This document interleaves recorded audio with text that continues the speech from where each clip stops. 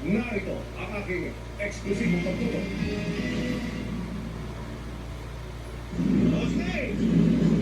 Tiyempo sa operasyon kontra sa mga sasakyang pandagat na sakot sa iligal. Ang namataan ng PNP Maritime Group, Task Group Omega, sa dagat na sakop ng barangay Sisiman, Mariveles, Bataan. Ngayon. Tingnan niyo yan. Ilan sumapa doon, ilan sumapa.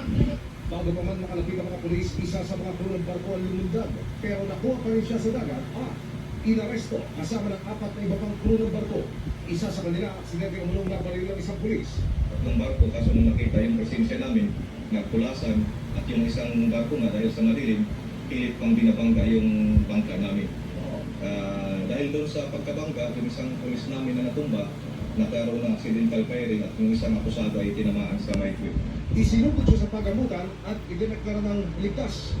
Ayon sa pulisya, naglalaman ng questionable petroleum products ang mga cargo vessel na wala umunong maipakitang kaukulang papeles. Estimate namin is nasa 20,000 liters. Ang worth ko niya is around more or less 1.5 million pesos. Meron po siya dapat notice to engage po na galing sa DOA.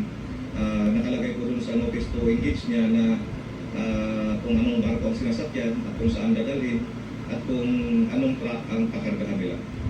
Sa pagkakataon po ito, sa kaso na to, wala po silang napakitang papel sa amin. Iniimbestigahan ngayon ng Maritime Group kung saan nagmula ang mga diesel na karga ng mga sasakyang pandagat na ito at kung saan ibabagsak. Sa Ewan to coordination namin sa Makalikot DOA to. na yun lang, Sobrang likot. ang sabi ng DOA, yung pangalan ng barko na yun at yung pangalan ng mga tao na nandun sa nahuli namin ay hindi po Nalim ako registrado sa'yo, sa Alex. kanila. Nitong nakaraan lang, nagkaroon ng oil spill sa karagatan ng Bataan na mula sa mga barkong iniinalang nagpapahigit sa naturang lugar. Para sa Jeremy Viverdi News.